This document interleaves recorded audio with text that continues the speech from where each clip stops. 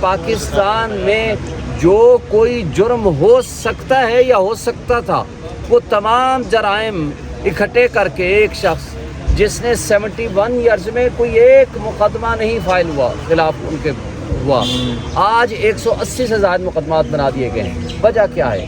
وہ ہے political victimization, وہ ہے سیاسی انتقام۔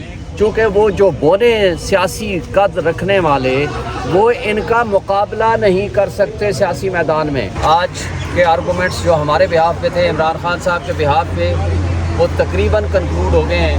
15-20 منٹ کے اور آرگومنٹس ہمارے باقی ہیں، اور آج ہم نے اپنے آرگومنٹس مکمل کرنے کے درمیان یا دوران ہم نے وہ تمام باتیں وہ کر دی ہیں، جس میں اسپیشلی یہ ایک بات بڑی اہم ہے کہ جس کیس کی سزا ہی 2 سال ہے اس میں ضمانت کا خارج ہونا وہ اہم بات ہے۔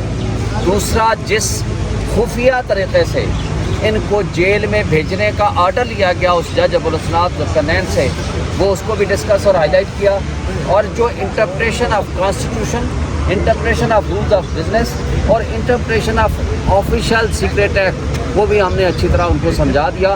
اور یہ ابہام اگر ہو کہ یہ کون سی پروویژن میں کیس فال کرتا ہے تو ویسے بھی یہ قابل ضمانت ہے، فردر انکوائری کا کیس بنتا ہے۔ میں سمجھتا ہوں کہ اس کے اوپر کوئی دوسری رائے نہیں ہے کہ یہ ضمانت کا کیس ہے اور یہ بدنیتی سے مقدمہ بنایا گیا۔ اور ایک بات بڑی اہم بھی وہ بھی کی گئی آپ کے سامنے ہی، وہ یہ کی گئی کہ ایک بندے کی ٹینڈنسی ہوتی ہے کرمنل بیہیویئر کے لیے۔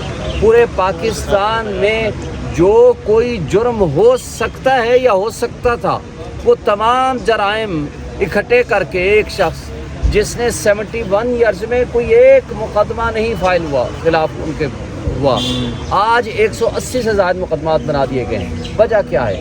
وہ ہے پولیٹیکل وکٹمائزیشن، وہ ہے سیاسی انتقام۔ چونکہ وہ جو بونے سیاسی قد رکھنے والے وہ ان کا مقابلہ نہیں کر سکتے سیاسی میدان میں۔